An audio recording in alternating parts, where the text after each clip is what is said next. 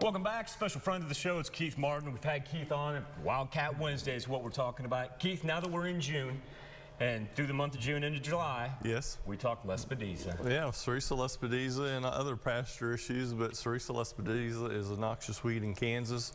And even if you're not in Kansas, it's a very difficult pest to control, primarily because it's a prolific seed producer. Not only does it produce a large amount of seeds, those seeds it produces has a hard seed coat, which means that those seeds can remain viable over 20 years. So that's what makes it very difficult to control.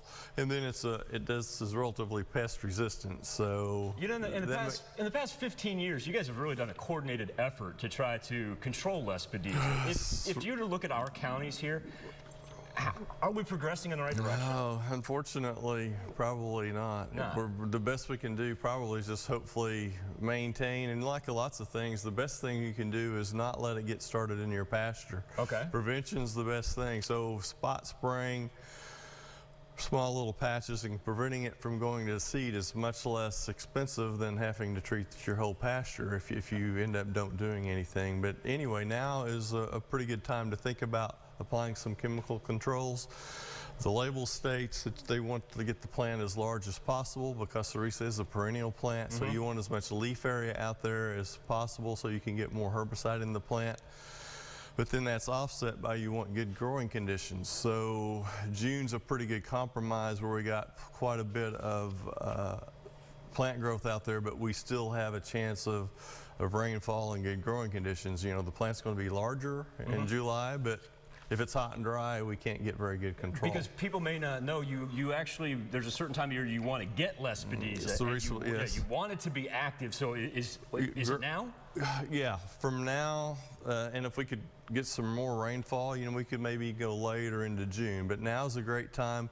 The other good time to be controlling it with herbicides would be when it's starting to flower in late August or September. Those are the two primary times to apply chemical controls.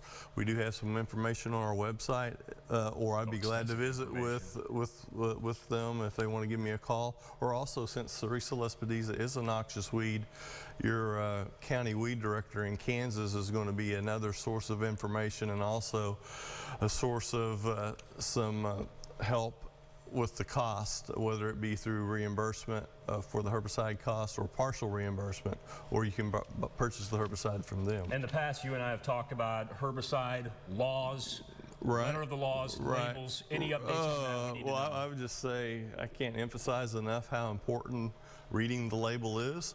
That's going to give you mixing instructions. That's going to give you things about drift control, and it's most importantly, it's going to give you the rate. And one of the things it says on Sericea lespedeza on the rate is if you use more, not necessarily on the rate, but if you use a higher amount of water, for example, 20 gallons of spray solution per acre is going to give you better results than 10, just because by using the more water you get better coverage. You're not trying to increase it.